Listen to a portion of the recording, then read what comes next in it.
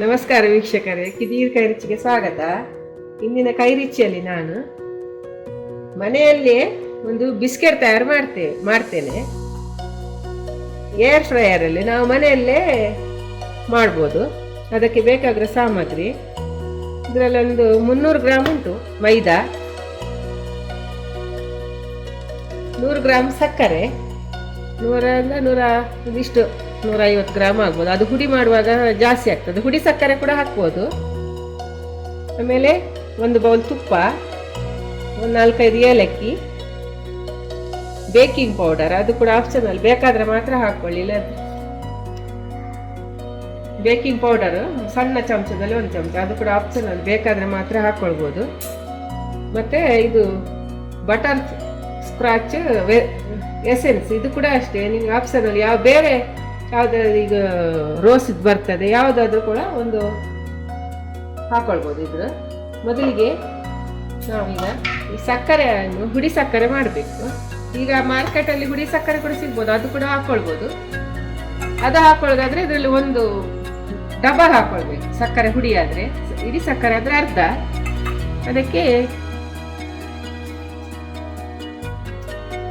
ಏಲಕ್ಕಿ,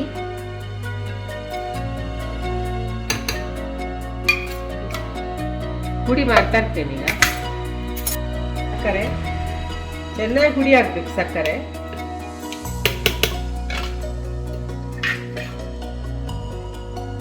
ಇದನ್ನು ಈಗ ಬಿಸ್ಕೆಟ್ ಕಲಸಿಕೊಳ್ಳುವ. ಮೈದಾ,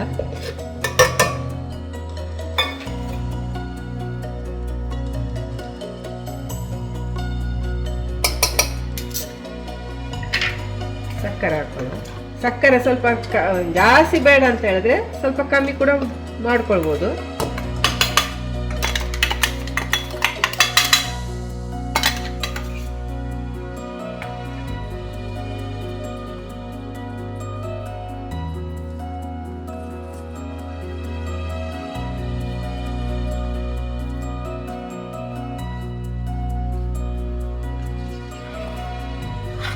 ಚೆನ್ನಾಗಿ ಸಕ್ಕರೆ, ಬೇಕಿಂಗ್ ಸೋಡಾ ಮತ್ತು ಮೈದಾವನ್ನು ಬೆರೆಸಿ, ಆಮೇಲೆ ತುಪ್ಪದಲ್ಲಿ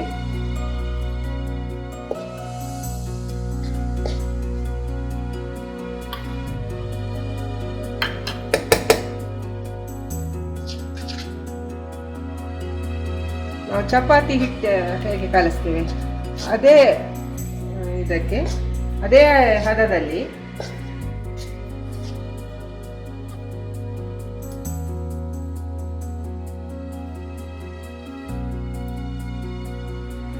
ಸ್ವಲ್ಪ ಗಟ್ಟಿಯಾಗಿ ಕಲಿಸ್ಕೊಳ್ಳಿ. ಅದು ತುಪ್ಪ ಸಕ್ಕರೆ ಹಾಕಿದ್ರಿಂದ ಸ್ವಲ್ಪ ಒಂದು ಕೂಡಲೇ ಮಾಡಬಾರ್ದು, ಒಂದು ಅರ್ಧ ಗಂಟೆ ಈಗ ನೆನೆಯಲಿಕ್ಕೆ ಬಿಡುವಾಗ ಅದು ನೀರು ಹಾಕ್ತದೆ. ಸ್ವಲ್ಪ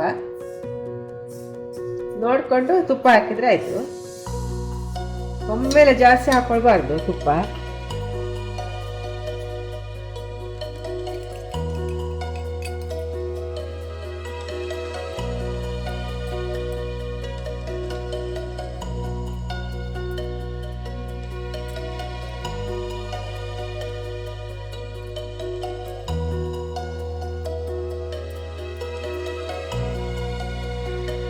ನೋಡಿ ಇಷ್ಟು.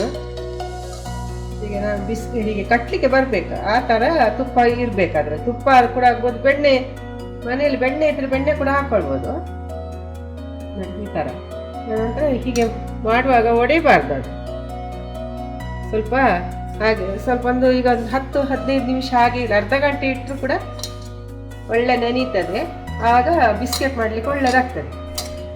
ಈಗ ಇಲ್ಲಿ 10-15 ನಿಮಿಷ ಇಡ್ತೇನೆ.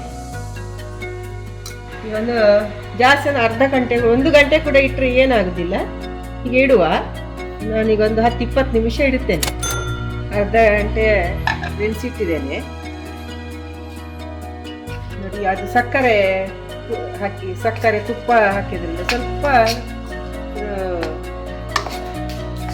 ಸ್ಮೂತ್ ಆಗ್ತದೆ.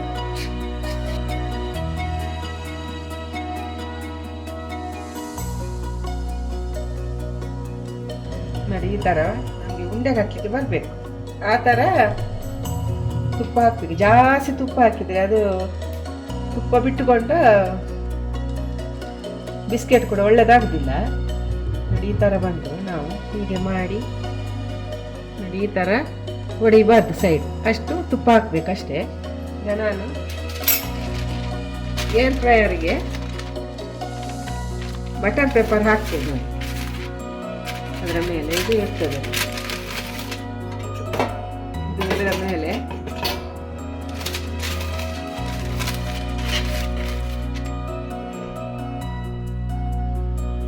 ಈ ಥರ ಮಾಡಿ ಹೀಗೆ ಇಡ್ತಾ ಬರ್ತೇನೆ.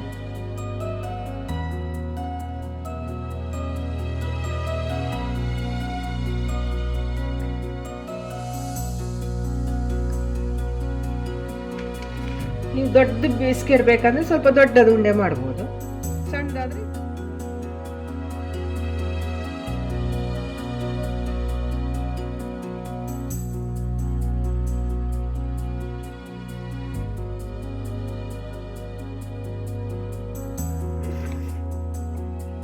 ನೋಡಿ. ಈಗ ಹೀಗೆ ಇಟ್ಟೆ, ಈಗ 18 ಬಿಸ್ಕೆಟ್ ಇಟ್ಟೆ ಒಮ್ಮೆ ಮಾಡುವಾಗ. ಇನ್ನೊಂದು ಇಷ್ಟು ಮತ್ತೆ ಇನ್ನೊಂದ್ಸಲ ಮಾಡ್ಲಿಕ್ಕೆ ಆಗ್ತದೆ.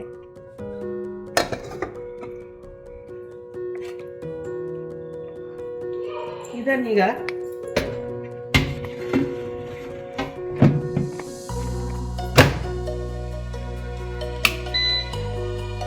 150 ಡಿಗ್ರಿಯಲ್ಲಿ 7 ನಿಮಿಷ ಇಡಬೇಕೀಗ. 7 ನಿಮಿಷ ಇಟ್ಟು ನೋಡಿ, 7 ನಿಮಿಷ ಆಯಿತು. 7 ನಿಮಿಷ ಇಟ್ಟೆ. 7 ನಿಮಿಷದಲ್ಲಿ ಬಂದ್ ಮಾಡಿ ಪುನಃ ಅದನ್ನು ಇನ್ನೊಂದು ಸೈಡ್ ಬೇಯಿಸುವಾಗ ಪುನಃ 7 ನಿಮಿಷ ಇಟ್ಟರೆ ಆಯಿತು, ಒಳ್ಳೆ ಬಿಸ್ಕೆಟ್ ಆಗ್ತದೆ. ಈಗ 7 ನಿಮಿಷ ಆಗಲಿ. ಈಗ 7 ನಿಮಿಷ ಆಯಿತು, ಈಗ ಬಂದ್ ಮಾಡುವ. ನೋಡಿ ಈ ಥರ ಬಂತು.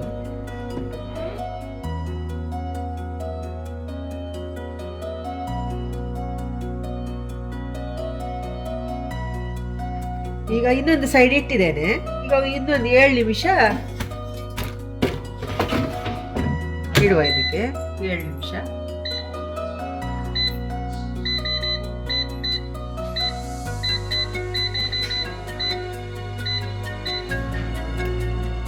ಈಗ ಆಯ್ತು, ಇದೆಲ್ಲ ಬಂದ್ ಮಾಡಿದೆ. ಈಗ ಆರಿದೆ ಎಲ್ಲ, ಹೀಗೆ ಆಗಿದೆ.